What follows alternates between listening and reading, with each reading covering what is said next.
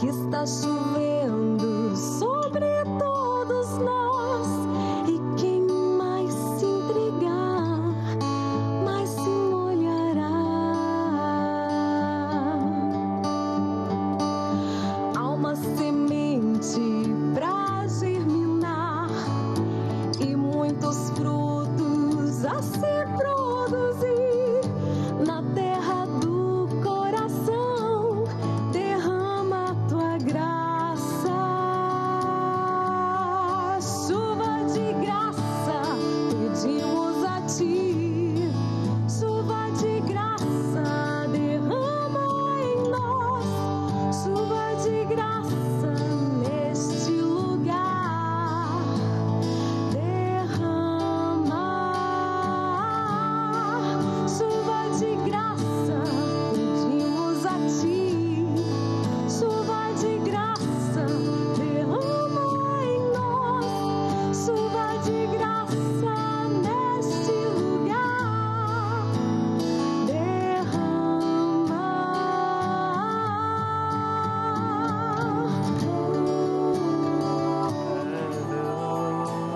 Bom, pedindo bênçãos, graças do céu, seja muito bem-vindo. Está só começando o nosso programa. É um programa inédito, trazendo para você a paz que você precisa, a serenidade que você precisa, a calma para enfrentar situações de conflito. Tem muita gente que está me acompanhando agora e está enfrentando grandes tribulações. Eu quero fazer companhia para você, eu quero ajudar você a refletir, a pensar, a deixar Deus falar nesse seu coração aí. Eu quero ser uma ponte entre o seu coração e o coração de Deus. Aqui estou eu no meio do povo que escolhesses para ser teu. Um povo que é tão numeroso que nem pode ser contado. Portanto, dá-me sabedoria para que eu possa governar o teu povo com justiça e saber a diferença entre o bem e o mal. Se não for assim, como é que eu poderei governar este povo teu tão grande? Deus gostou de Salomão ter pedido isso e disse: já que você pediu sabedoria para governar com justiça, Salomão, em vez de você pedir uma vida longa, riquezas, a morte dos seus inimigos, eu darei o que você pediu. Darei a você sabedoria e inteligência, como ninguém teve antes de você. Nem terá depois, Samuel. Salomão. Palavra de Deus do primeiro livro de Reis. E vocês viram que na minha Bíblia tem um número e está escrito número 31. Então eu vou buscar aqui a minha fichinha, que o número 31 tem alguma coisa a me dizer. Eu busco a sabedoria. Como é que foi o dia que eu peguei esse texto da Palavra de Deus e eu rezei sobre esse texto da Palavra de Deus? Tudo que eu quero é que você tenha a oportunidade de rezar da forma como eu aprendi a rezar. Tá vendo que aqui eu escrevi, 31, e depois eu transformei na fichinha, número 31. O que é que diz essa fichinha número 31? Diz assim: aqui eu estou, no meio do povo que escolhesse para ser teu, um povo que é tão numeroso que nem pode ser contado. Portanto, dá-me sabedoria, disse Salomão. Salomão estava no início do seu reinado, digo eu na minha reflexão. Salomão estava no início do seu reinado. Numa noite, em meio a um sonho, Deus perguntou-lhe o que ele desejava receber como presente divino. E Salomão não teve dúvidas. Pediu sabedoria. E isso agradou a Deus. Na sua generosidade, Deus ainda garantiu a Salomão que, como consequência desse dom, ele também receberia riquezas, honras, mais do que qualquer outro rei. E se ele fosse obediente a Deus e guardasse os mandamentos, teria também uma vida longa. O reinado de Salomão ficou marcado como um tempo de glória e de riqueza de Israel. Salomão, um rei sábio, foi respeitado por toda a terra. Construiu o templo de Jerusalém, edificou o palácio, desenvolveu o comércio e a sua fama se espalhou pelos séculos e a sabedoria foi a marca do seu sucesso. A atitude para a vida, qual é a atitude para a vida? A adequação aí para você. Salomão era suficientemente inteligente para pedir sabedoria. Isso agradou ao coração de Deus. Nas suas orações, peça você também a sabedoria de Deus. Mas lembre-se que a sabedoria não é dada de forma mágica. Sabedoria exige esforço. Fuja da preguiça, filho, pois o caminho do preguiçoso é cercado de espinhos. A sabedoria requer atitude. Eis alguns conselhos práticos de Salomão: ouça mais e fale menos. Escolha bem suas amizades. Não abra seu coração a qualquer pessoa que encontrar pelo caminho. Escolha bem suas lutas. Não prolongue uma discussão, seja verdadeiro, justo. Não deposite sua confiança nas riquezas. Combata o orgulho e a inveja. Não alimente o ódio, não seja arrogante. Exercite a humildade, seja íntegro, honesto, bondoso e grato.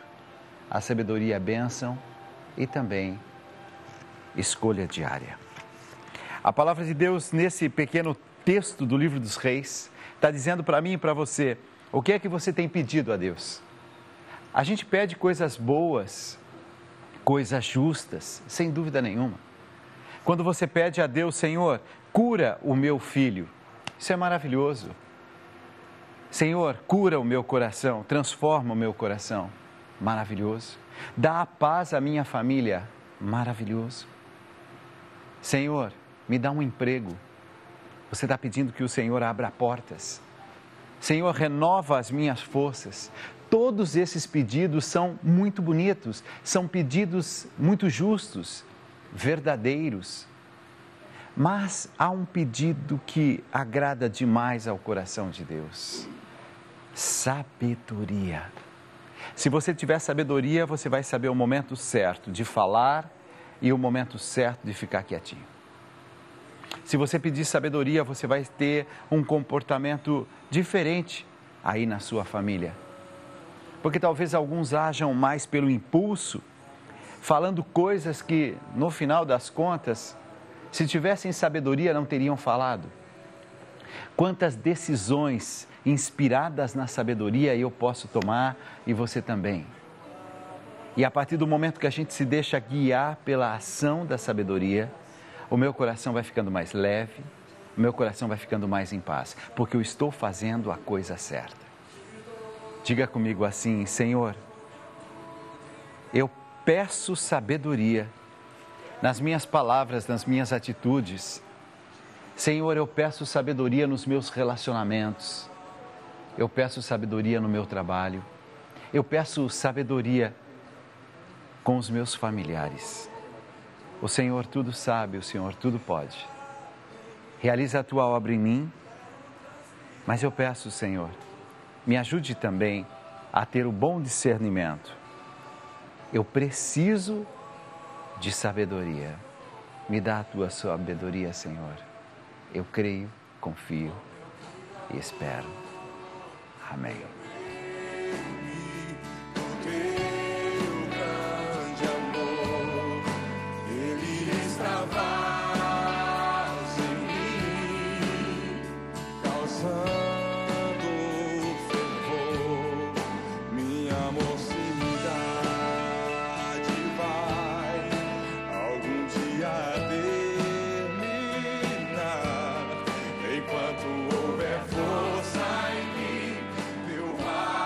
Minutos de um novo dia que está só começando.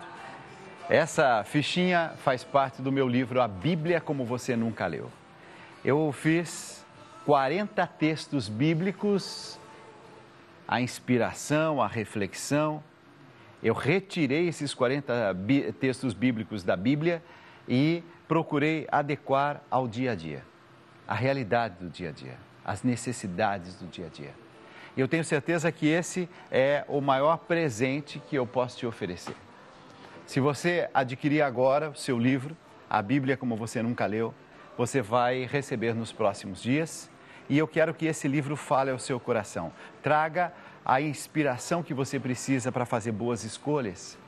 Esse livro, minha gente, é aquilo assim que eu tenho de melhor para te oferecer. Porque a partir da palavra de Deus, e eu vou começando do livro do Gênesis, livro do Êxodo, e eu vou caminhando ao longo de cada um dos livros bíblicos, são os primeiros livros da Bíblia. E aqui você vai encontrar ao menos um texto de cada um desses livros. Eu tenho aqui, ó, Gênesis, Êxodo, Levítico, Números, Deuteronômio. Então, as primeiras 20 fichas estão baseadas nesses livros bíblicos aqui. Mas, as outras 20 fichas, para compor as 40, né, estão baseadas no livro de Josué, Juízes, Ruth, Samuel, Reis, Tobias, Judite, Esther, Macabeus, Jó. São esses os livros que eu estou me dedicando neste segundo livro, ou segunda caixinha de oração. São 2 caixas de oração, por quê? Porque em cada um desses livros você tem 20 fichas. Ao retirar a sua ficha, você já tem ali a sua inspiração. A palavra de Deus para aquele dia, o que essa palavra está falando ao seu coração, como é que você aplica essa palavra e como é que você reza sobre isso que você acabou de ler. Tanto assim que na minha fichinha 31, quando eu estou falando de sabedoria, tem aqui uma oração que eu fiz também para terminar, né, esse momento, né? Preciso da tua sabedoria para ter o discernimento correto. Quero fazer o que é justo. Desejo trilhar o caminho da paz. Ajuda-me a fazer as escolhas certas para que o dia de hoje seja um dia melhor. Assim a bênção estará comigo, em minha casa. Enche-me com tua sabedoria para que as minhas palavras sejam de esperança, de luz, em meio às trevas. Alimenta a minha fé para que eu permaneça no caminho dos teus ensinamentos. Que a verdade seja o meu critério de ação e que a bondade me leve a ter sintonia com os que mais precisam da minha ajuda. Dá-me, Senhor, sabedoria. Amém. Que essa palavra traga paz ao seu coração, força ao seu coração, coragem ao seu coração. Que essa palavra venha trazer boas inspirações a você. Senhor, eis-me aqui para fazer a tua vontade. Se você quer ter esse livro em mãos, se você quer ter o seu livro para ajudar nessa sua espiritualidade, a crescer na fé. Alguém me escreveu esses dias e disse assim: Dalcides, a minha família está precisando desse seu livro. A Bíblia, como você nunca leu, redevida.com.br/Dalcides ou 0 operadora 11 4200 8080. Tem também o WhatsApp que você está vendo aí, ó, que você pode pedir, tá bom? Mas importante é o seguinte, se você quiser adquirir esses 2 livros, você está ajudando o projeto Juntos pela Vida, a manutenção desse projeto Juntos pela Vida. Você está me ajudando a continuar com esse programa nas madrugadas. Eu abri mão dos meus direitos desse livro para que você pudesse contribuir integralmente para o projeto Juntos pela Vida. 0 operadora 11 4200 8080. Esse é o telefone para você entrar em contato, para você pedir. Coloca grandão aqui do lado agora. 0 operadora 11 4200 8080. Você vai pedir agora a caixinha de oração do Dalcides. Se você fizer isso nessa madrugada, você estará ajudando o projeto Juntos pela Vida. Juntos pela Vida é esse projeto que leva a palavra de Deus àqueles corações que mais precisam, sabe? E esse programa é mantido por esse projeto Juntos pela Vida. Obrigado pela sua ajuda, obrigado pela sua mão estendida. Sinta meu carinho mesmo, minha gratidão. E que nesse abraço tenha tudo de bom que você precisa, sabe? Obrigado por tudo. Nesse abraço tem gratidão da minha parte. Muito obrigado. Amém.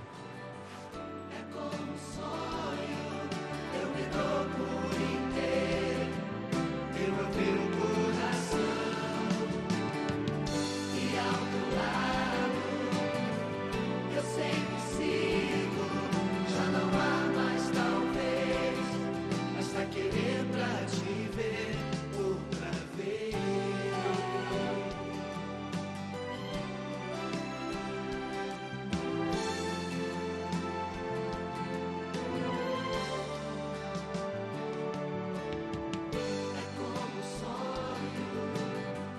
Dalcides, a cada dia tenho mais certeza que Deus faz de você um anjo, transmissor dos recadinhos divinos. Não é coincidência, pois toda vez que estou triste, você fala dos impossíveis e logo reza o texto da Divina Providência. Seja no Escolhas ou no Conta Comigo. Que fofura. Obrigado, viu, Pontes? Que Deus te abençoe. É uma amizade muito antiga aqui do Jardim Nordeste. Se quero te dizer algo, sim, que foi muito bom quando nos reunimos para o lançamento do seu livro. Tive a oportunidade de fazer novos amigos e, ao mesmo tempo, divulgar um livro tão bom. E também tem os dias em que o seu programa, você olha a gente nos olhos e fala o que realmente a gente está precisando ouvir. Nossa, Marilda, que Deus te abençoe hoje, sempre. Me lembro muito do Jardim Nordeste. Marilda, uma das principais lideranças lá. Que Deus te abençoe, Marilda. Você resgatou a minha fé. Eu estava totalmente desligada. Hoje sou uma mulher de oração. Isso me faz muito feliz. Obrigado. Que Deus te abençoe, filho. Muito obrigado, Sinara. Boa tarde, Dalcides. Eu assisto o seu programa da meia-noite. Ele é um calmante para o meu coração. Suas palavras são maravilhosas. Eu amo você, Dalcides. Que Deus te abençoe e te proteja hoje e sempre, você e sua família. Que Deus te abençoe também, Zuleide. Obrigado, viu, filha? Obrigado por tudo. Eu vou cantar uma música e tem uma imagem que me chamou a atenção, sabe? Tem uma imagem que me chamou a atenção.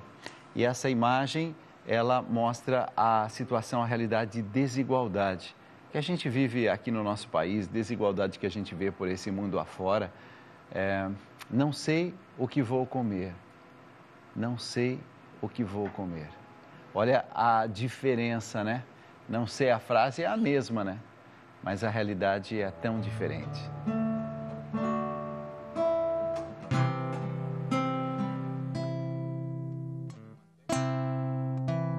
Uma terra que já não tem fronteiras,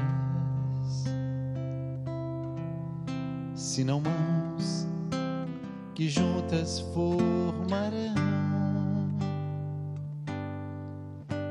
uma corrente mais forte que a guerra e que a morte. Já sabemos, o caminho é o amor.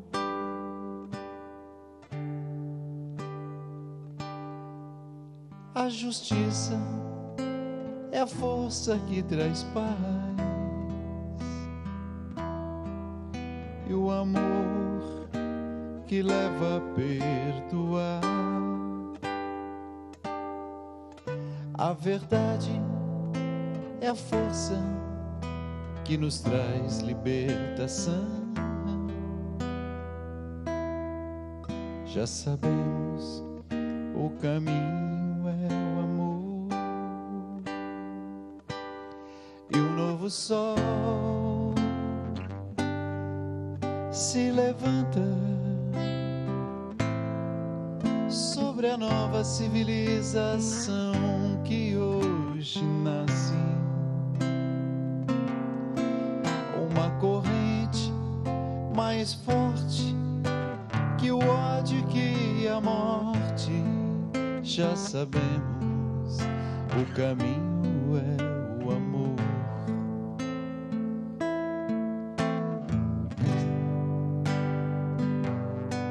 Quem tem muito partilha sua riqueza, e a dor se cobre com amor. Porque a gente se sente solidário com o mundo. Já sabemos, o caminho é o amor. E um novo sol se levanta sobre a nova civilização que hoje nasce. Uma corrente mais forte que o ódio e que a morte. Já sabemos, o caminho é o amor.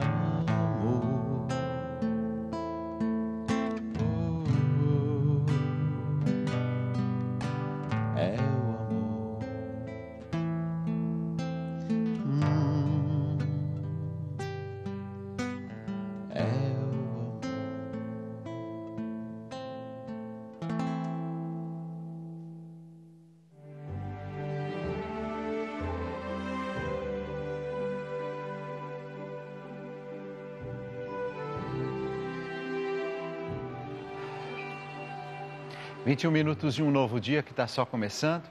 Eu vou falar com Dom Geraldo Gonzalez, ele que é monge, sacerdote da Abadia São Geraldo, Cela São José, aqui em São Paulo. E desde 2005 está trabalhando, residindo na cúria do Abade Primaz, da Confederação da Ordem de São Bento, na Abadia Primaziale Sant'Anselmo, em Roma. Ele também que pertence a organismos internacionais de educação e também de direcionamento e orientação dos monastérios. Dom Geraldo, seja muito bem-vindo, muito bom dia. Igualmente, para todos vocês. Tenho sempre uma gratidão muito grande. Dom Geraldo já me ajudou muito na vida como orientador, como assim irmão mesmo, sabe, de fé. Já rezou muito por mim. Tenho isso no coração e nunca vou me esquecer e nunca vou esquecer também de ser grato. Primeiramente, muito obrigado por tudo o que o senhor já fez por mim nessa vida. Muito obrigado. A Deus graças. Amém. Ô, Dom Geraldo, nós celebramos aqui e bastante efusivamente o dia de São Bento, que foi dia 11. E a gente viveu assim intensamente, porque em vários programas a gente foi trazendo um pouco da história de São Bento, a vida de São Bento, o que São Bento tem a dizer para o ser humano de hoje. Mas eu queria ajudar também nesse momento catequético as pessoas que estão em casa. Vamos começar do básico, resumindo, sabe, de uma forma bem simples. Quem foi São Bento, quando viveu, onde viveu? Perfeito. São Bento, pelo que sabemos, ele nasceu em Núrcia, no ano de 480. Núrcia é uma cidade muito antiga, etrusca. Ela está nas montanhas da Úmbria. E isso é muito interessante porque é uma região muito austera e determinou muito o caráter de São Bento, essa sua austeridade, a sua simplicidade de vida. Mas ele era de família nobre, ou seja, ele era um patrício, e mais ou menos aos 14 anos, ou seja, 494, ele é enviado a Roma para os estudos, como todos os jovens na época o faziam. E ele, em Roma, se depara com uma situação mais complicada, porque Roma já havia caído na mão dos bárbaros e ele se depara com uma grande decadência humana, moral, ética e também religiosa. Então, ele como que decide dar uma outra guinada na sua vida. Muito jovem ainda, ele decide abandonar Roma e os estudos e ele se dirige a uma localidade um pouco afastada, uma pequena cidade chamada Afili, apenas com uma ama, uma governanta que o acompanhava. E lá queria se dedicar à oração. Ele se dedica à oração e acaba fazendo um milagre, uma coisa simples, uma vasilha emprestada que a ama usava, caiu, quebrou, e ele, pela oração, conseguiu restaurar aquela vasilha. Ele foi aclamado como santo e ele teve que escapar dali também. Então ele deixa Afili e vai para uma gruta solitária em Subiaco. É numa região que ainda hoje é muito agreste, muito preservada. Lá encontra um monge chamado Romano, que lhe dá o hábito monástico e o ensina a como afrontar uma vida eremítica.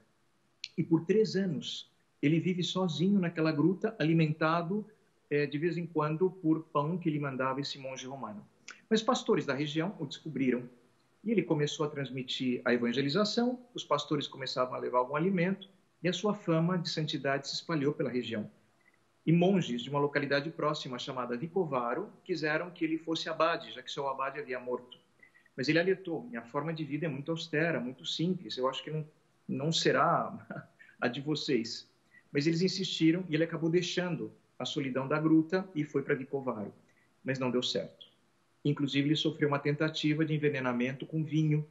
E algo muito curioso aí no Brasil, São Bento muitas vezes é representado com uma copa de vinho, onde sai uma pequena serpente. Exatamente. Ele faz o sinal da cruz e a copa de vinho com veneno se rompe. E os escravos no Brasil tinham uma pequena oração que dizia: de cobra e bicho peçonhento, livrai-me São Bento. por causa dessa situação. Ele tem que abandonar Vicovaro e ele volta para Subiaco, mas a sua fama de santidade cresce. E logo chegam um monte de discípulos e ele funda 12 mosteiros na região de Vicovaro. Mas houve novamente uma situação difícil de inveja de um presbítero chamado Florêncio, que vivia ali ao redor, que estava muito incomodado, porque as pessoas afluíam a São Bento e não vinham para a igreja dele. E ele primeiro manda um pão envenenado, mas um corvo que habitava ali perto de São Bento o avisa que estava envenenado e leva o pão para longe. Então é muito interessante, porque ele sofre 2 tentativas de envenenamento com o pão e com o vinho, o símbolo da vida, que é a própria Eucaristia. Depois houve um segundo atentado, mas a moral dos jovens, ele mandou jovens, moças que dançassem seminuas na frente do mosteiro, para justamente acabar com a moral dos jovens que ali habitavam. E ele se deu conta que o problema era com ele. Então São Bento reúne um pequeno grupo de monges e decide se retirar de Subiaco, deixando um abade em cada um dos 12 mosteiros. E a vida dele muda, porque ele vai a Monte Cassino. Monte Cassino não está num lugar, digamos, escondido como Subiaco ainda hoje. Monte Cassino está no alto de um monte, na cidade de Cassino, no meio do caminho entre Nápoles e Roma. Então, ali ele se torna muito visível. Segundo a tradição, além de construir Monte Cassino, ali ele escreveu a nossa regra, a regra de São Bento, em 529. Ou seja, daqui a pouco, essa regra completará 1.500 anos de vida. E de lá ela se difundiu por todo o mundo. Ele faleceu em 547, quase 20 anos mais tarde, mas antes de falecer ele teve uma visão. Ele chorava muito rezando e ele se deu conta que Monte Cassino seria destruída. Mas ele conseguiu salvar os monges em oração. E efetivamente, 30 anos depois de sua morte, em 577, foi destruída pelos lombardos, mas os monges conseguiram escapar com vida e levaram consigo a regra, e foram acolhidos em Roma.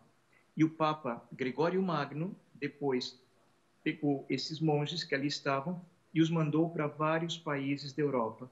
E de Roma, que São Bento havia deixado, a urbe, a regra monástica de São Bento espalhou-se por todo o orbe conhecido naquele momento.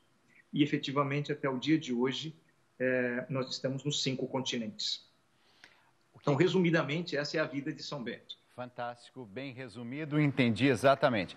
Um homem de muita oração, um homem que não buscou absolutamente o poder, estar à frente, ou nem mesmo pensava em fundar uma congregação. De repente, o fato é que ele vai sendo conduzido pela mão de Deus, as perseguições começam, tentam tirar a vida dele e ele é sempre protegido. Falando sobre esse termo, proteção, é muito comum a gente fazer uma referência direta a São Bento quando a gente fala sobre proteção.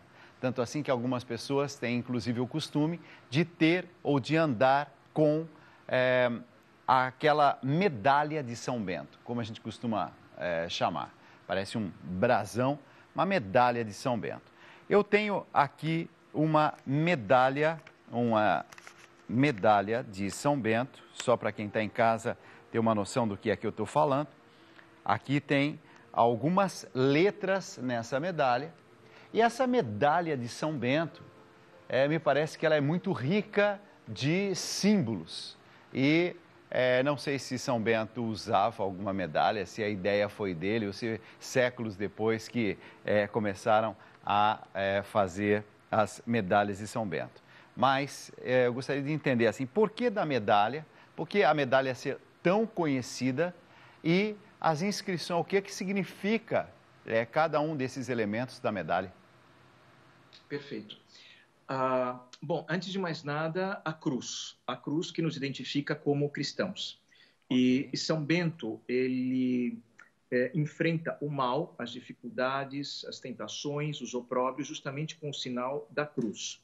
Então, ao redor da cruz, nós temos 4 letras, CSPB, Crux Sancti Pater Benedictus, é a cruz do nosso Pai São Bento.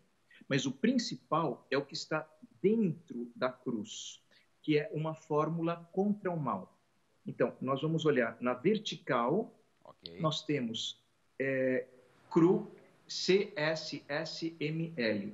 Crux Santa Sit Mihi Lux, que a Santa Cruz seja a minha luz. E na horizontal nós temos Non Draco Sit Mihi Dux, que não seja o dragão, o mal ou o demônio, aquele que me conduz. Então, essa é a fórmula que a tradição beneditina entrega contra o mal. Não foi ideia dele, foi ideia posterior a ele, é isso? Posterior a ele, sim. Essa medalha surge séculos mais tarde.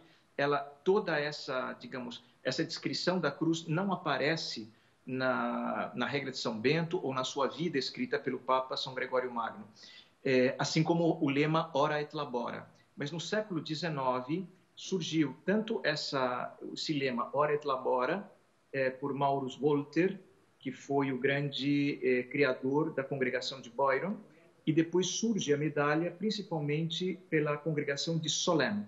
Então, houve uma grande restauração dos mosteiros beneditinos no século XVIII, XIX, principalmente no XIX, logo após todas as consequências da perseguição ocorrida na Revolução Francesa, e começa-se a restaurar a tradição beneditina. Então, eles pegaram a tradição beneditina e a concentraram nessa medalha. Quando a gente tem, por exemplo, um símbolo como esse, eu já vi na porta de uma casa, eu já vi num altarzinho, eu já vi gente que leva na própria carteira esta medalha. Enfim, eu já vi adultos ensinando para as crianças a importância de ter um símbolo como esse.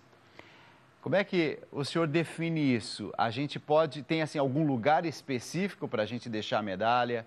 Tem algum abuso que a gente deve evitar em relação à medalha? Como entender a medalha dentro da nossa fé católica? Perfeito. Como todos os objetos sacros, a medalha nos recorda algo muito maior, que é o próprio Deus. Então, não é a medalha em si que nos protege, é Deus quem nos protege, como protegeu a São Bento.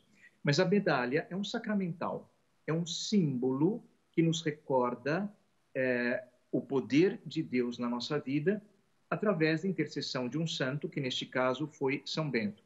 Então nós podemos usar a medalha, ela está em forma de adesivos, ela está colocada às vezes na entrada de uma casa, mas vamos nos recordar que não é a medalha em si a que protege, mas é Deus quem nos protege.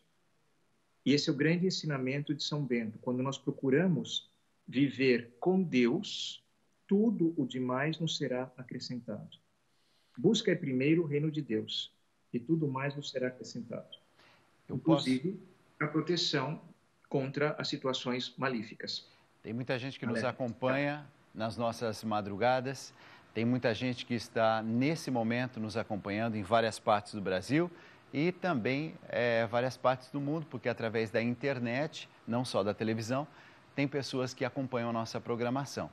Tem gente nos acompanhando agora nos Estados Unidos, tem gente nos acompanhando na Itália, tem gente nos acompanhando em Portugal e tem gente nos acompanhando também em alguns países aqui da América Latina. Eu queria pedir uma bênção especial. Se o senhor pode, me ajude a trazer dos céus, pelas suas mãos ungidas, as bênçãos, graças que a gente tanto precisa. Há uma frase que define muito São Bento e que aparece na introdução dessa regra, que é: busca a paz e vai ao seu encontro. Isso define toda a vida de São Bento. Inclusive fazendo uma comparação com São Bento e São Francisco de Assis, enquanto São Francisco de Assis teve uma grande dama, que foi a dama pobreza, São Bento teve uma grande dama, a dama paz. Então, gostaria de rezar com todos os ouvintes, com todos os presentes, para que tivéssemos essa paz, que encontrássemos essa paz. Porque Jesus é a nossa paz, como diz São Paulo. Então, podemos rezar agora, neste momento, em nome do Pai, do Filho e do Espírito Santo. Amém. Vamos pedir ao Senhor, que é a nossa paz, que nos conceda essa paz, enquanto cristãos, no concreto da nossa vida. Que nós possamos encontrá-la na verdade que liberta e na liberdade que é o espaço do amor. A verdade, que é o Filho, Jesus. A liberdade, que é o Espírito Santo. E o amor, que é do Pai. É o nosso batismo, é a Santíssima Trindade. Nela, nós nos movemos, somos e vivemos. Que a Santíssima Trindade, o nosso batismo, nos recorde sempre a nossa dignidade de cristãos. Nos ajude a carregar as nossas cruzes. Que possamos carregá-la ajudando os demais nesse mesmo sentido. Recordando que as dificuldades e as cruzes não são fracasso, mas são histórias de salvação. E nesse sentido, eu peço a intercessão de nosso Pai São Bento, junto à Santíssima Trindade, e a intercessão também de Maria, Mãe dos Monges, a Mater Monacorum, e os abençoo, em nome do Pai, do Filho e do Espírito Santo. Amém. Amém. Que permaneçamos em paz e que o próprio Senhor, a nossa paz, nos acompanhe. Dom Geraldo, eu quero te agradecer muito. Muito obrigado por essas palavras, por essa catequese que é de uma forma tão didática, nos ajuda tanto e que ao longo desse mês a gente volte a se encontrar aqui pela Rede Vida. Muito, muito, muito obrigado. Reze por nós. A alegria é minha. Rezem por nós também, os monges espalhados pelo mundo inteiro. Até uma próxima oportunidade. Sem dúvida nenhuma. Deus abençoe também.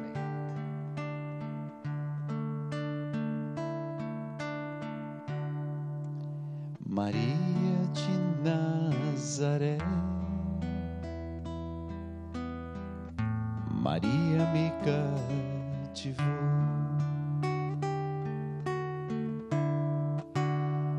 fez mais forte a minha fé,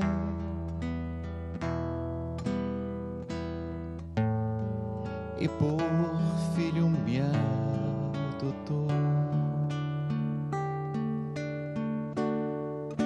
Às vezes eu paro e fico a pensar,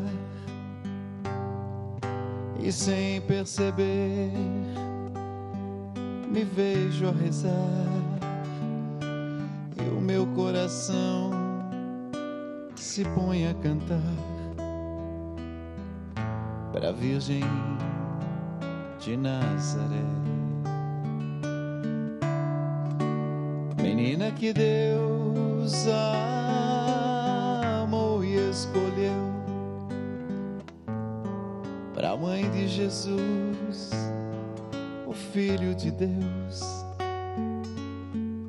Maria que o povo inteiro elegeu, Senhora e Mãe do céu.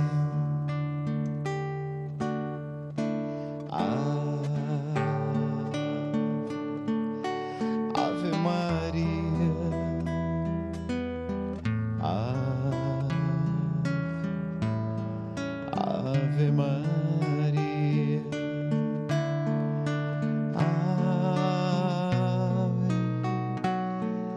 Maria, Mãe de Jesus.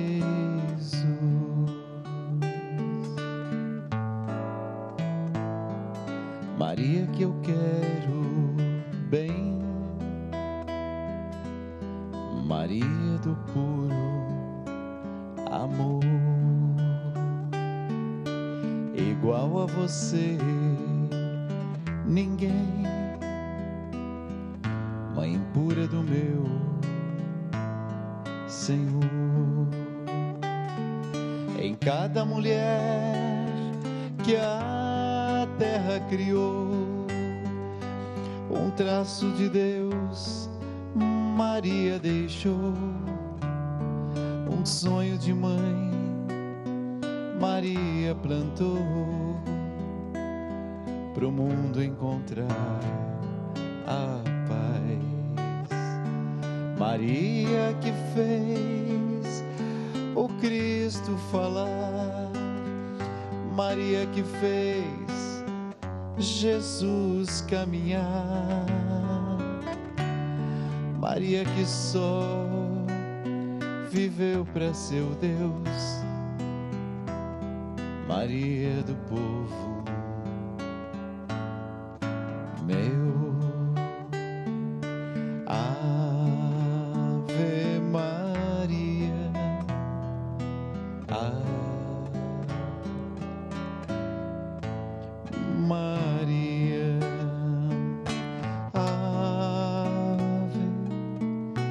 Ave Maria, Mãe de Jesus.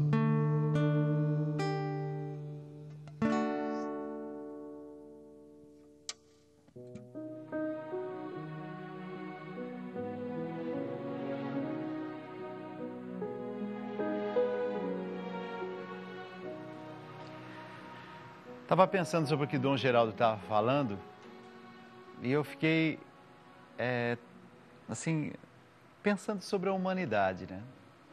Imagina, 1500 anos atrás, tinha alguém envenenando, tentando envenenar São Bento. Impressionante, né? Então a maldade, o desejo de prejudicar o outro, não é um, entre aspas, privilégio dos nossos tempos. Pessoas más já existiam desde o início da humanidade. 1500 anos atrás, lá estava alguém tentando envenenar. 1500 anos atrás, estavam pessoas religiosas, inclusive, tentando envenenar, matar São Bento. Porque São Bento era um homem de muita oração. E um homem que não tinha conversinha, sabe? Ah, vamos fazer isso errado? Não vamos fazer errado, não. E eu fiquei pensando, se a gente voltar ainda mais no tempo, 2000 anos atrás, você vai perceber que o próprio Jesus conviveu, enfrentou a maldade humana. A maldade humana sempre existiu. Mas o que chama a atenção é quando a maldade humana, ela vai ao encontro de alguém que faz o bem, né? Olha uma coisa, diz o texto bíblico. Os chefes dos sacerdotes e todo o conselho superior estavam procurando alguma acusação falsa contra Jesus.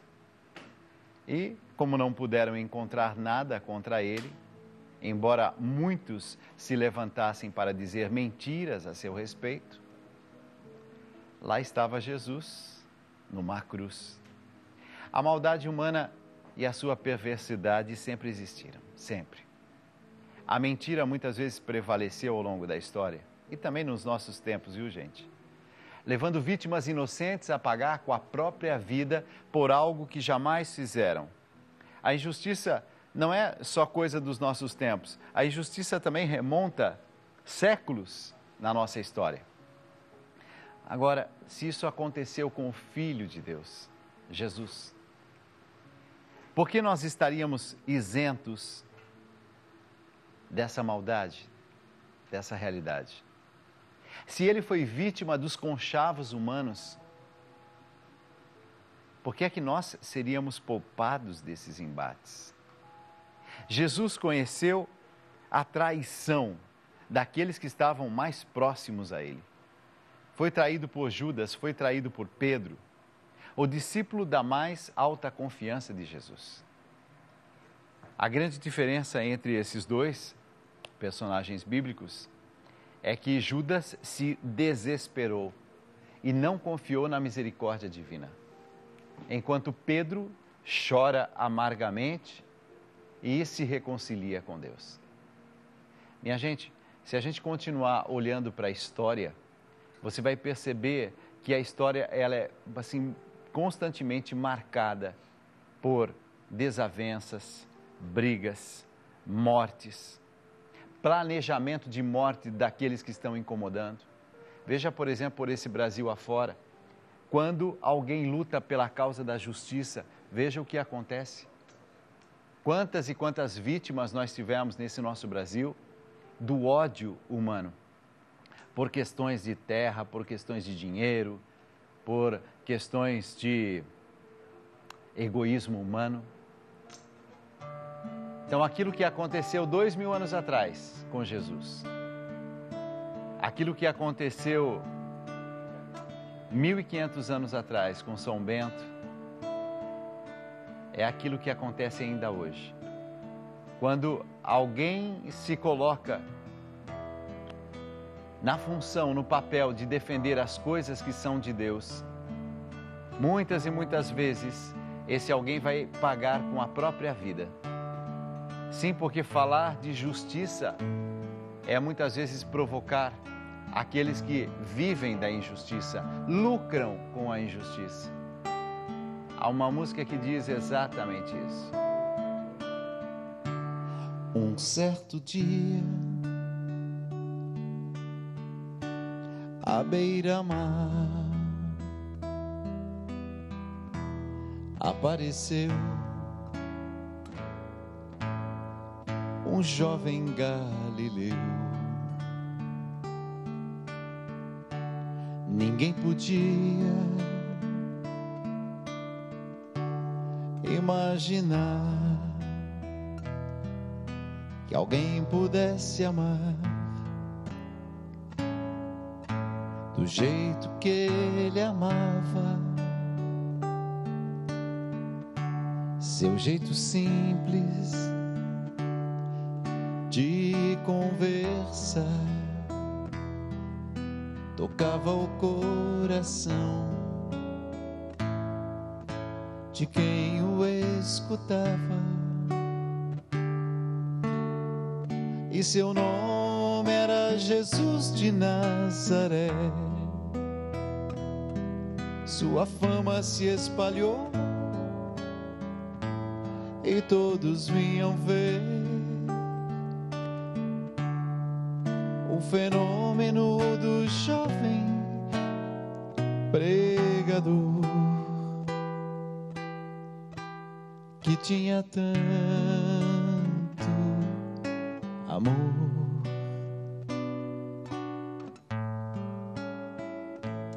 Naquelas praias, naquele mar, naquele rio, em casa de Zaqueu,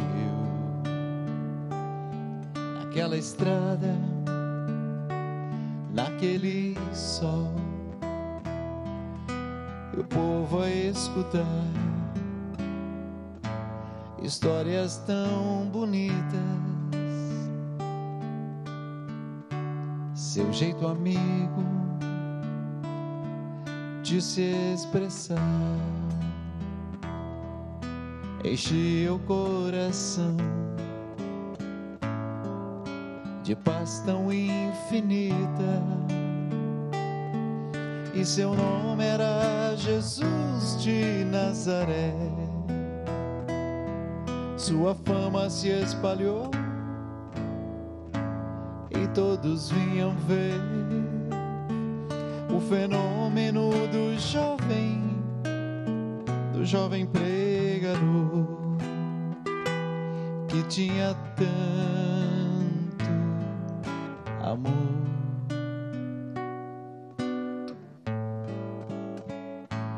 Naquela relva, naquele mar, naquele rio, em casa de Zaqueu, naquela estrada, naquele sol, e o povo a escutar histórias tão bonitas, histórias de amor. Mas um certo dia, ao tribunal, alguém levou o jovem galileu. Ninguém sabia qual foi o mal e o crime que ele fez. quais foram seus pecados, seu jeito honesto de denunciar,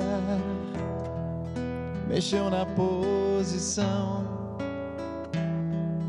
de alguns privilegiados e mataram a Jesus de Nazaré.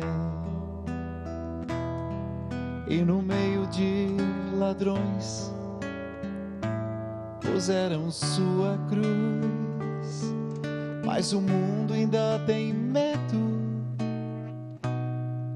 medo de Jesus,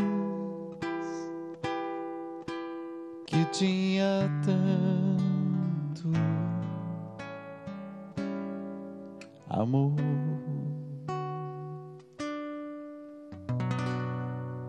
Amém. Ô, gente, nós aqui na Rede Vida ficamos tentando o tempo todo criar coisas novas, ajudar você a se aproximar mais das coisas que são de Deus, a rezar melhor. Nesses dias, me falaram da Alcides, fala sobre o Antônio. Antônio tem feito um sucesso grande e está todo mundo seguindo o Antônio. Antônio Rede Vida. Se você acessar aí pelo Twitter, é assim que você deve procurar, @Antônio Rede Vida. No Instagram, o Antônio da Rede Vida. Quer ver um trechinho que já está pronto, que você pode encontrar inclusive no Spotify? É só procurar por Antônio da Rede Vida e você vai ter ali já todo o acompanhamento. Coloca para nós, vai lá.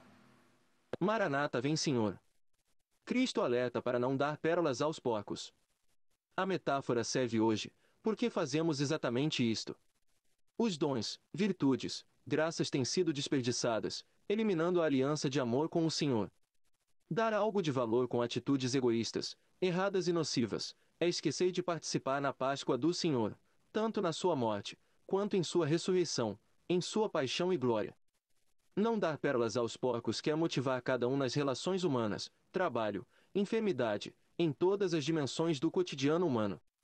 É preciso contar com a graça do Espírito Santo, para acolher, discernir e exercitar toda a profundidade da palavra de Cristo. Orar, meditar e exercitar a aliança permitem dar sentido à caminhada de fé. Amém. Amém. Se você quiser ter a mensagem do Antônio todos os dias, basta você segui-lo nas redes sociais, @Antônio da Rede Vida, né? @Antônio Rede Vida, ou no Instagram, @Antônio da Rede Vida. É dessa forma simples que você pode segui-lo. Ô, minha gente, tem uma dúvida, não é isso? Então vamos lá, roda a dúvida para nós. Eu estava conversando com alguns amigos da igreja e falávamos sobre o trabalho que dá ser padre. Daí surgiu uma dúvida. Ser padre é uma profissão? Olha, depende da ótica que você vai entendendo as coisas. É um trabalho, sem dúvida nenhuma, e eu acho que pode ser entendido também como uma profissão, sem dúvida nenhuma também. Porque como é que você vai dizer, por exemplo, alguém que celebra as Eucaristias, atende o povo nos hospitais, tudo isso dentro assim, de um entendimento bem mundano, sem a característica fé, é um tipo de trabalho e por isso é um tipo de profissão, sem dúvida. Agora, tem uma coisa que me chama a atenção. Na questão do sacerdócio, tem algo a mais do que uma profissão. É uma doação total, onde você renuncia a ter uma família, ter uma esposa, você renuncia a ter filhos. Então, tudo isso tem que estar diretamente ligado a uma vocação. Caso contrário, não teria assim, sentido você fazer simplesmente disso uma profissão, porque profissão por profissão, tem profissão que você vai ganhar muito mais e você vai ter possibilidade de sucesso muito maior e assim por diante. Quando nós estamos falando de sacerdócio, nós estamos falando de algo muito mais profundo, muito mais profundo. Por isso que o sacerdócio exige uma vocação. O Padre Zezinho tem várias músicas que falam sobre vocação. Uma delas, ele diz assim: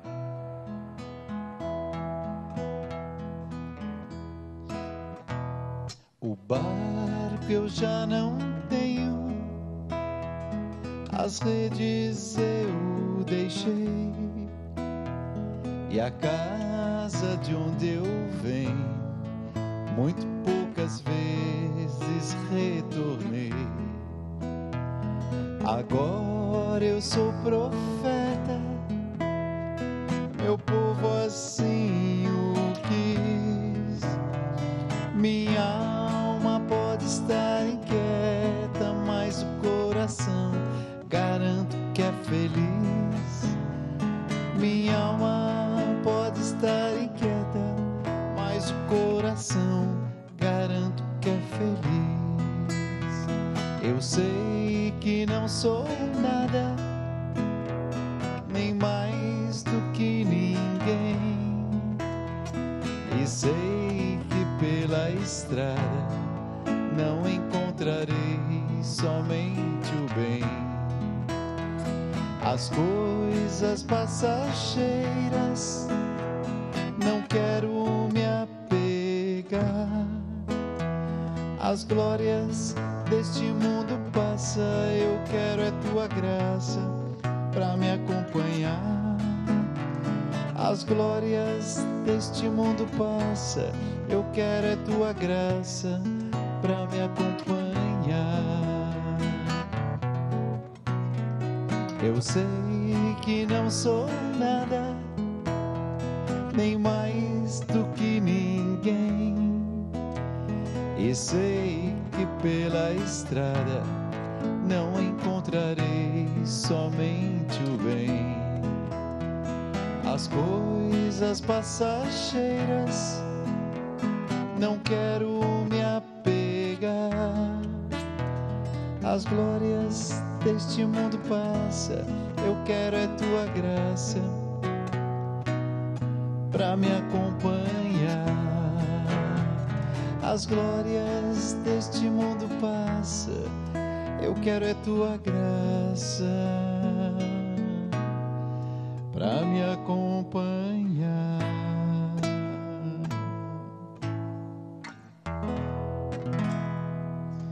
Vamos rezar uma Ave Maria pelos nossos padres? Eu falei agora, né, sobre padres, sobre vocação.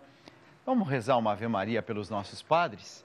Eu vou pegar aqui o meu terço em mãos e você que está em casa, se pode, se coloque em oração junto comigo pelos nossos padres, por aqueles que nós conhecemos, por aqueles que passam aqui pela Rede Vida, pelos que não passam aqui pela Rede Vida, mas que fazem um trabalho bonito de evangelização. Ave Maria, cheia de graça, o Senhor é convosco. Bendita sois vós entre as mulheres, e bendito é o fruto do vosso ventre, Jesus. Santa Maria, Mãe de Deus, rogai por nós, pecadores, agora e na hora de nossa morte. Amém. A segunda Ave Maria, eu quero rezar por todos aqueles que estão nos leitos dos hospitais, sacerdotes que estão nos leitos dos hospitais,